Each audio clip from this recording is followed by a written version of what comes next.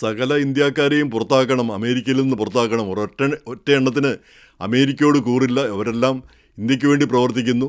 പിന്നെ പണമുണ്ടാക്കി ഇന്ത്യക്ക് വേണ്ടി പ്രവർത്തിക്കാൻ വേണ്ടിയിട്ട് മാത്രമാണ് അവർ ഇവിടെ വന്നിരിക്കുന്നത് എന്ന രീതിയിൽ സംസാരിച്ച ഈ ഫ്ലോറിഡയിലെ പാം ബേ, ടാമ്പ അല്ല, പാം ബേ ചെറിയ നഗരം, ടാമ്പ വലിയ നഗരമാണ്.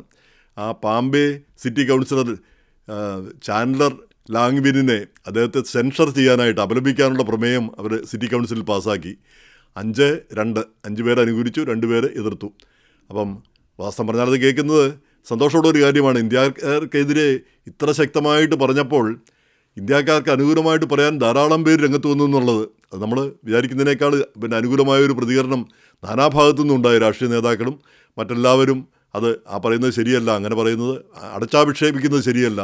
ഇന്ത്യക്കാർക്ക്, ഇവിടെയുള്ള ഇന്ത്യക്കാർക്ക് അമേരിക്കയോട് തന്നെയാണ് കൂറ്. അമേരിക്കയിൽ ജീവിക്കുന്നവർക്ക്, അമേരിക്കൻ പൗരത്വമുള്ളവർക്ക് അമേരിക്കയോട് തന്നെയാണ് കൂറ്. ഇതാണ് നമ്മുടെയും രാജ്യം. ഈ രാജ്യത്തുനിന്ന് നമ്മൾ ഇവിടെ ജീവിക്കാൻ വേണ്ടി വന്നവരാണ്. നമ്മളിവിടുന്ന് ഓടിപ്പോകാനൊന്നും വന്നവരല്ല. അപ്പോൾ അതേസമയം നമുക്ക് നമ്മുടെ പാരമ്പര്യവും നമ്മുടെ പെറ്റമ്മയും എന്ന നിലയിൽ ഇന്ത്യയോടുള്ള ആ ബന്ധം നമ്മൾ നിലനിർത്തുകയും ചെയ്യുന്നു എന്ന് കരുതി അത് അമേരിക്കയെ മറന്നുകൊണ്ടല്ല എന്നുള്ളതാണ് സത്യമായിട്ടുള്ള കാര്യം. പക്ഷേ ഇന്ത്യക്കാരെ ആക്ഷേപിക്കാനായിട്ട്, പ്രത്യേകിച്ച് ആ റേസിസം തലയ്ക്കകത്ത് കയറി കഴിഞ്ഞാൽ നമുക്കറിയാമല്ലോ. ഇപ്പോൾ കഴിഞ്ഞ ദിവസം തന്നെ ഈ യങ് റിപ്പബ്ലിക്കൻസിൻ്റെ അവരുടെ ഒരു കമ്മിറ്റിയിൽ അവരുടെ ഗ്രൂപ്പ് ചാറ്റിലെല്ലാം കണ്ടത് ആ റേസിസം. അതിൻ്റെ പേരിൽ ചില ന്യൂയോർക്കിലെ യങ് റിപ്പബ്ലിക്കൻസ് കമ്മിറ്റി പിരിച്ചു വിട്ടു. വേറെ ഏതോ ഒരിടത്ത് ഒരാൾ രാജിവെച്ചു. അതുപോലെ തന്നെ പലയിടത്തും നടപടികളുണ്ടായി. അവരെല്ലാം പറയുന്നത് യഹൂദർക്കെതിരെ, പിന്നെ ചൈനക്കാർക്കെതിരെ, ഇന്ത്യക്കാർക്കെതിരെ അതെല്ലാം വളരെ മോശമായിട്ട് നിന്ദ്യമായ രീതിയിലാണ് സംസാരിക്കുന്നത്. അപ്പോൾ അതെങ്ങനെയോ പൊളിറ്റിക്കോ റിപ്പോർട്ട് ചെയ്തു. അവരെല്ലാം പ്രതിരോധത്തിലായി, അവർക്കെതിരെ നടപടികളും വന്നു. അപ്പോൾ അങ്ങനെ നിന്ദ്യമായ രീതിയിൽ ചിന്തിക്കുന്ന ആളുകൾ ഇപ്പം മറ്റ് ഒരു സമൂഹത്തെ മോശമായിട്ട് കാണുക, അല്ല അവരെപ്പറ്റി മോശമായിട്ട് ചിന്തിക്കാൻ കഴിയുക. അപ്പം അത് നമ്മുടെയൊക്കെ രക്തത്തിലുള്ളതാണ്. ഇന്ത്യക്കാരും അക്കാര്യത്തിലൊട്ട് മോശപ്പെട്ട ആളുകളല്ല. നമ്മളെക്കാൾ നമ്മൾ തന്നെ ആളുകളെ നിറം വെച്ചും ജാതി വെച്ചും ഒക്കെ തരം താഴ്ത്തി കാണുന്ന ആളുകളാണ്. അതിൽ നമ്മൾ മുഖച്ചൊന്നും പറയേണ്ടതില്ല. അപ്പോൾ അത് റേസിസമാണ് വളരുന്നത്. ഈ ലാങ്വിൻ്റെയൊക്കെ പ്രസ്താവന ആ റേസിസം ശക്തിപ്പെടുന്നതിൻ്റെ ഒരു സൂചന കൂടിയായിരുന്നു. പക്ഷേ അതിനെതിരെ ഈ നാനാഭാഗത്തു നിന്നും ശക്തമായ എതിർപ്പുണ്ടായത്, ശക്തമായ വിമർശനമുണ്ടായത്, അത് വാസ്തവം പറഞ്ഞാൽ സന്തോഷമുള്ളൊരു കാര്യമാണ്. അപ്പോൾ ഇന്ത്യക്കാർക്ക് ബന്ധുക്കളുമുണ്ട്, നമ്മളെ എതിർക്കുന്നവരുണ്ടെങ്കിൽ കൂടി. എന്ന് മാത്രമല്ല, നമ്മുടെ കൂറിനെ സംശയിക്കൊന്നും വേണ്ട. നമ്മൾ ഇവിടുത്തുകാർ തന്നെ, നമ്മളിവിടുന്ന് ഓടിപ്പോകാനൊന്നും വന്നവരല്ല, ഓടിപ്പോകുന്നുമില്ല. അപ്പോൾ ഈ രാജ്യത്തിൻ്റെ ഭാഗധേയങ്ങളിലാണ് നമ്മുടെയും ഭാവി, നമ്മുടെ കുഞ്ഞുങ്ങളുടെയും. അപ്പോൾ അത് അടിവരയിട്ട് പറയേണ്ട കാര്യം തന്നെയാണ്. അപ്പം അതിൻ്റെ ഇടയ്ക്കാണ് ഇങ്ങനെയുള്ള ആളുകൾ പറയുന്നത്. അത് പലപ്പോഴും നമ്മുടെ കയ്യിലിരിപ്പ് കൊണ്ടും ഇങ്ങനെയുള്ള ആളുകൾ നമ്മൾ ഓരോ പരിപാടികൾ കാണിക്കുന്നത് സിവിക് സെൻസ് ഇല്ലാതെ ഇവിടുത്തെ ആളുകൾ ചെയ്യുന്നത് എങ്ങനെയാണ്, ഇവിടെ എന്താണെന്ന് അറിയാത്തതുകൊണ്ട്, അത് മനഃപൂർവ്വമായിരിക്കില്ല പലപ്പോഴും ചെയ്യുന്നത് കൊണ്ട് നമുക്കെതിരെ എതിർപ്പുണ്ടാകുന്നതിനും കാരണമുണ്ട്. ഈ പൂളുകളിലൊക്കെ നമ്മൾ എങ്ങനെ പെരുമാറണമെന്ന് നമുക്ക് അറിഞ്ഞുകൂടാ. പലരും പൂളുകളിൽ പോയി സോപ്പിട്ട് തേച്ച് കുളിക്കുന്ന ആ പരിപാടി, അല്ലെ അതുപോലുള്ള കാര്യങ്ങൾ. അപ്പം ഇവിടെ വരുമ്പോൾ തീർച്ചയായിട്ടും ഇവിടുത്തെ കാര്യങ്ങൾ മനസ്സിലാക്കുക. ഇപ്പോൾ കഴിഞ്ഞ ദിവസം തന്നെ ഒരു ട്രക്ക് ഡ്രൈവർ പറഞ്ഞതാണ്, 10 വർഷമായിട്ട് അയാൾ ട്രക്ക് ഓടിക്കുന്നു, പക്ഷേ അയാൾ 10 വർഷമായിട്ട് ശ്രമിച്ചിട്ട് ഇംഗ്ലീഷ് പഠിക്കാനാവുന്നില്ല. അപ്പോൾ അങ്ങനെയുള്ള ബുദ്ധിമുട്ടുകളുണ്ട് ഒന്നാം തലമുറയ്ക്ക്. അവർക്ക് ആ ലാംഗ്വേജും ഞാൻ 30 വർഷമായി ഇവിടെ വന്നിട്ട് ഇപ്പോഴും ആ ഇംഗ്ലീഷ് ആക്സൻറ്റ് ഞാൻ സംസാരിക്കുമ്പോൾ കോട്ടയം ആക്സൻ്റാണ് ഇങ്ങോട്ട് വരുന്നത്.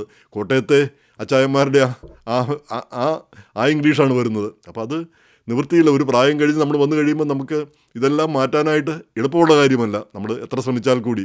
അപ്പോൾ ഇങ്ങനെയുള്ള ഇതെല്ലാം കാണുമ്പം ഈ റേസിസം തലയ്ക്കകത്തുള്ള അമേരിക്കക്കാരൻ അവന് ദേഷ്യം വരും. നേരെ മറിച്ച് മര്യാദക്കാരായ പുതിയ ഈ fresh out of the boat FOB, അങ്ങനെ ഇവർ പുതുതായിട്ട് വന്നവരാണ്, അവർക്കിത് അറിഞ്ഞുകൂടാ എന്ന് വിചാരിക്കുന്നവർ അതിനെ അപഹസിക്കുകയൊന്നുമില്ല. ഇവർക്ക് ഈ സമൂഹത്തിൽ ഇൻ്റഗ്രേറ്റ് ചെയ്യാനായിട്ട് അതിൽ ഇഴുകിച്ചേരാനുള്ള സമയം കൊടുക്കുകയാണ് ചെയ്യുന്നത്. ഇപ്പം നമുക്കൊക്കെ സമയം ഇഷ്ടംപോലെ കിട്ടിക്കഴിഞ്ഞു.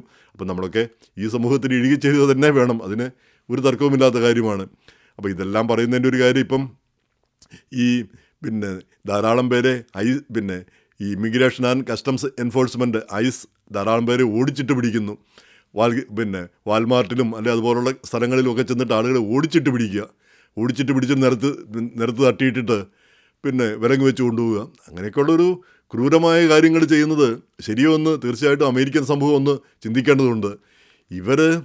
ഇവർ ഇല്ലീഗലായിട്ട് വന്നു. എല്ലാവരും അമേരിക്കയിൽ ആദ്യകാലത്ത് എല്ലാവരും ഇല്ലീഗലായിട്ടാണ് വന്നത്. കൊളംബസ് വിസ എടുത്തൊന്നും അല്ല വന്നത്. ആ കാലം മുതൽ ഈ ഇമ്മിഗ്രേഷൻ ഉണ്ടായത് ഇവിടെ ആ രീതിയിലാണ് മിക്കവരും വന്നത്. അവരുടെ പിൻതലമുറയാണ് ഇപ്പോഴുള്ളത്. അപ്പോൾ എവിടെ നിന്നെങ്കിലും വന്നവരാണ് ഈ ആളുകളെല്ലാം. അപ്പോൾ ആളുകൾ വന്നു എന്നുള്ളത് കൊണ്ട് അതും പല സാഹചര്യങ്ങളിൽ ഇവിടെ വന്നു ചേർന്നവരാണ്. എന്ന് മാത്രമല്ല ഇതൊരു മഹാരാജ്യമാണ്. ഈ മഹാരാജ്യത്ത് ഇവരെയെല്ലാം തീറ്റിപ്പോറ്റാനുള്ള കഴിവുള്ള രാജ്യമാണ്. അപ്പോൾ ഇവരൊക്കെ ഉള്ളതുകൊണ്ടാണ് ഈ രാജ്യം മഹത്തരമായി മാറുന്നത്. ഇവരെ ആരെയും ഓടിച്ചു വിടേണ്ട ഒരു കാര്യവുമില്ല. അതേസമയം തന്നെ അനിയന്ത്രിതമായിട്ട് അതിർത്തി കടന്ന് ആളുകൾ വരുന്നത് അതാണ് തടയേണ്ടത്. പക്ഷേ അതിന് പകരം ഇവിടെയുള്ള ആളുകളെ ഇങ്ങനെ ക്രൂരമായിട്ട് അവരെ പിടിച്ച് തിരിച്ചു വിടുന്നു എന്ന് പറയുന്നത് അത് വാസം പറഞ്ഞാൽ മനപ്രയാസം ഉണ്ടാക്കുന്നതാണ്, വിഷമം ഉണ്ടാക്കുന്നതാണ്. ആളുകളെ ക്രൂരമായി പീഡിപ്പിക്കുന്ന, അല്ലെങ്കിൽ ആളുകൾ പേടിച്ച് കഴിയേണ്ടി വരുന്ന ഒരു അവസ്ഥ.